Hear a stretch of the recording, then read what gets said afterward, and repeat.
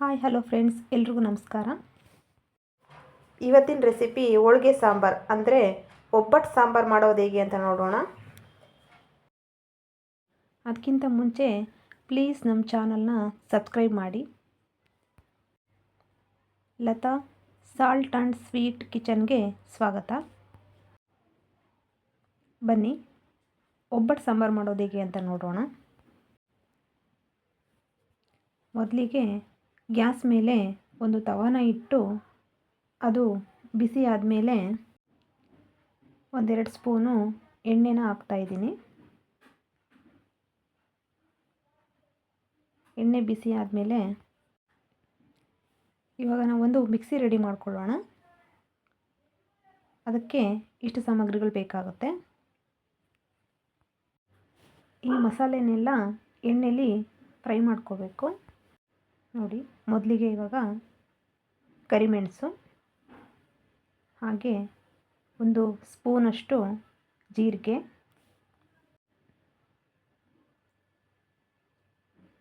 ಹಾಗೆ ಒಂದು 1/4 ಸ್ಪೂನಷ್ಟು ಮೆಂತ್ಯಕಾಳು,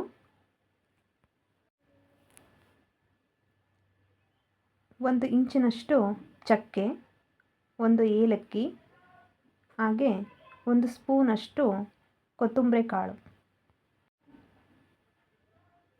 ಇದನ್ನೆಲ್ಲ ಚೆನ್ನಾಗಿ ಎಣ್ಣೆಯಲ್ಲಿ ಹುರ್ಕೋಬೇಕು. ಹಾಗೆ ಕರಿಬೇವು, 1 ಬೆಳ್ಳುಳ್ಳಿ, ಸ್ವಲ್ಪ ಕೊತ್ತಂಬರಿ ಸೊಪ್ಪು, 2 ಟೊಮೊಟೊ, 1 ಅರ್ಧ ಈರುಳ್ಳಿ, 2 ಒಣಮೆಣಸಿನಕಾಯಿ, ಹಾಗೆ ಸಣ್ಣದಾಗಿ ಹಚ್ಚಿದಂತಹ ತೆಂಗಿನಕಾಯಿ.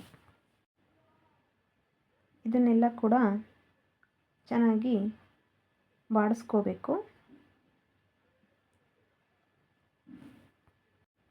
ಈ ಮಸಾಲೆ ಪದಾರ್ಥದ ಜೊತೆಗೆ ಇದನ್ನೆಲ್ಲ ಕೂಡ ಚೆನ್ನಾಗಿ ಮಿಕ್ಸ್ ಮಾಡ್ಕೊಳ್ತಾ ಫ್ರೈ ಮಾಡಬೇಕು. ಆಗಿದೆ. ಇವಾಗ ಇದನ್ನು ಸ್ವಲ್ಪ ತಣ್ಣಗಾಗೋದಕ್ಕೆ ಬಿಡಬೇಕು.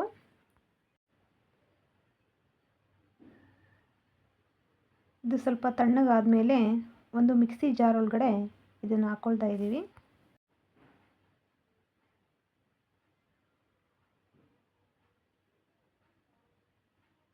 ಸ್ವಲ್ಪ ನೀರನ್ನ ಹಾಕಿ ಮಿಕ್ಸಿ ಮಾಡ್ಕೋಬೇಕು. ನೆಕ್ಸ್ಟು ಒಲೆ ಮೇಲೆ ಒಂದು ಪಾತ್ರೆನ ಇಟ್ಟು ಅದು ಬಿಸಿ ಆದಮೇಲೆ 1-2 ಸ್ಪೂನಷ್ಟು ಎಣ್ಣೆನ ಹಾಕಬೇಕು. ಎಣ್ಣೆ ಸ್ವಲ್ಪ ಬಿಸಿ ಆಗಬೇಕು.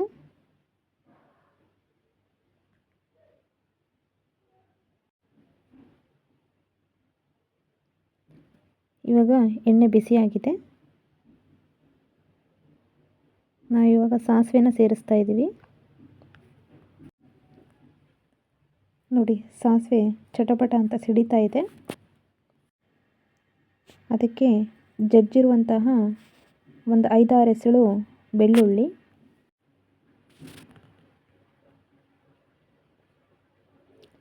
ನೆಕ್ಸ್ಟು ಕರಿಬೇವನ್ನ ಸೇರಿಸ್ತಾ ಇದ್ದೀನಿ.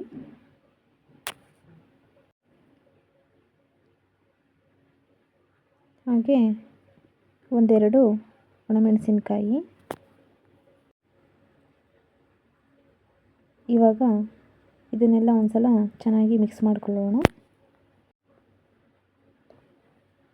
ಇವಾಗ ಇದಕ್ಕೆ ಒಂದು ಅರ್ಧ ಈರುಳ್ಳಿನ ಸೇರಿಸ್ತಾ ಇದ್ದೀವಿ. ಈರುಳ್ಳಿನ ಒಗ್ಗರಣೆ ಜೊತೆ ಚೆನ್ನಾಗಿ ಮಿಕ್ಸ್ ಮಾಡಬೇಕು. ಇವಾಗ ಸ್ವಲ್ಪ ಹಿಂಗನ್ನು ಸೇರಿಸ್ತಾ ಇದ್ದೀನಿ.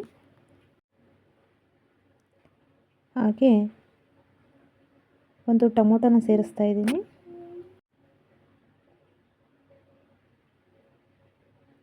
ಇದನ್ನೆಲ್ಲ ಒಂದ್ಸಲ ಚೆನ್ನಾಗಿ ಮಿಕ್ಸ್ ಮಾಡ್ಕೋಬೇಕು. ಇವಾಗ ಈ ಒಗ್ಗರಣೆಗೆ ನಾವು ಮಿಕ್ಸಿ ಮಾಡಿ ಇಟ್ಕೊಂಡಿದ್ದಂತಹ ಮಸಾಲೆನ ಹಾಕ್ತಾ ಇದ್ದೀವಿ. ಈ ಮಸಾಲೆನ ಒಂದ್ಸಲ ಒಗ್ಗರಣೆ ಜೊತೆಗೆ ಚೆನ್ನಾಗಿ ಮಿಕ್ಸ್ ಮಾಡಬೇಕು.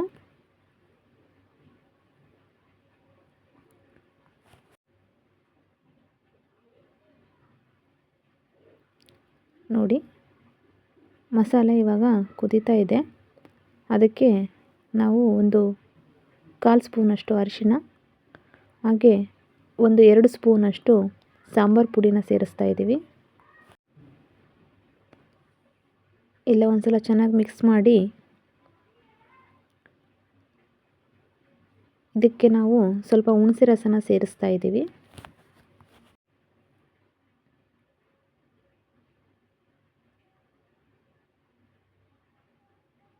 ಇದನ್ನು ಕೂಡ ಚೆನ್ನಾಗಿ ಮಿಕ್ಸ್ ಮಾಡ್ಕೋಬೇಕು.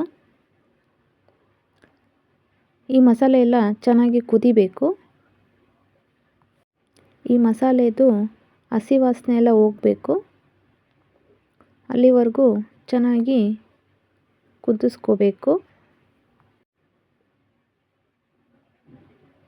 ನೋಡಿ, ಇವಾಗ ಚೆನ್ನಾಗಿ ಮಸಾಲೆ ಎಲ್ಲ ಕುದೀತಾ ಇದೆ. ಇವಾಗ ಇದಕ್ಕೆ ನಾವು ಬೇಳೆ ಕಟ್ಟನ್ನು ಸೇರಿಸ್ತಾ ಇದ್ದೀನಿ. ಬೇಳೆ ಕಟ್ಟು ಅಂದರೆ ನಾವು ಮುಂಚೆನೇ ಬೇಳೆನ ಬೇಯಿಸ್ಬಿಟ್ಟು ಬೇಳೆನ ಸಪ್ರೇಟ್ ಮಾಡಿ ಕಟ್ಟನ್ನು ಮಾತ್ರ ಒಬ್ಬಟ್ಟು ಸಾಂಬಾರಿಗೆ ಹಾಕ್ತಾಯಿದ್ದೀವಿ. ನೋಡಿ, ಇವಾಗ ರುಚಿಗೆ ತಕ್ಕಷ್ಟು ಉಪ್ಪನ್ನು ಸೇರಿಸ್ಬೇಕು. ಇವಾಗ ಚೆನ್ನಾಗಿ ಕುದ್ದಿದೆ.